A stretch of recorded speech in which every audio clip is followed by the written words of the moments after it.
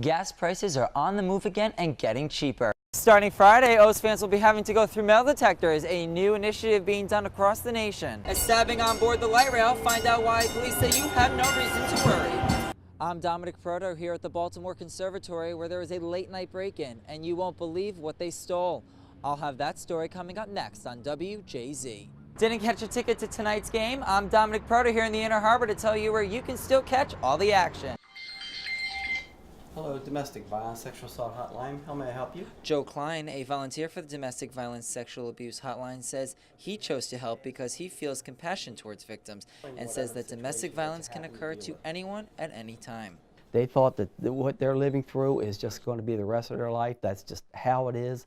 And many are relieved that there's actually an agency, something that they can actually be in touch with and help them.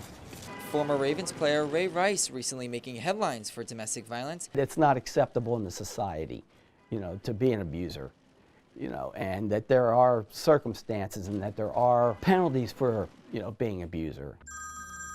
The hotline averages over 400 calls a month, and now volunteers are being asked to be that person on the other line. And last month we had about 70. Terry Blevins, a survivor of domestic violence, has found the hotline to be an opportunity for a brighter future. I would tell them to call the hotline, and I would tell them to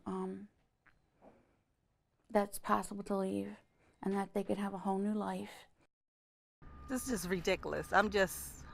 The frigid temperatures in Baltimore City have led to dozens of water main breaks across town.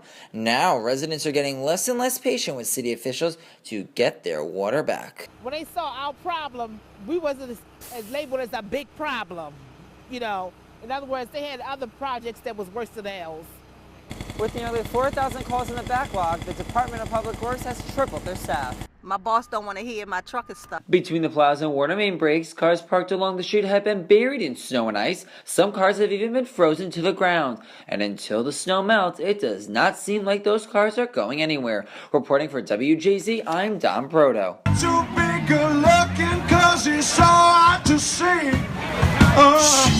A fun-filled opening weekend for the Orioles. The sold-out crowd saw a few changes to the stadium for this season on opening day. In accordance with MLB policy, where every ballpark in the country now will screen fans before they come into the game, of course, for the safety of those fans.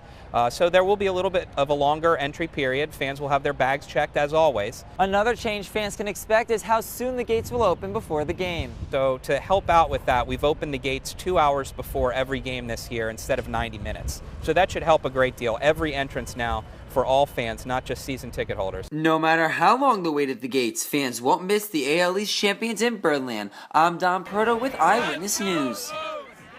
A woman faces serious charges for abandoning her 21-year-old quadriplegic son in the woods. Police say Nia Parler left her son near Cobbs Creek in Philadelphia. She then came here to Maryland to visit her boyfriend. Her son is nonverbal and paralyzed from the neck down. A passerby found him in the woods under a blanket with a Bible 5 days later. He is now in stable condition at the hospital. The Montgomery County parents accused of child neglect for letting their children walk alone will no longer be able to do so after the kids are picked up by Child Protective Services. Yesterday, Danielle and Sasha Maytief's children, ages 6 and 10, were playing alone in the park. Someone called police and they were taken by Child Protective Services.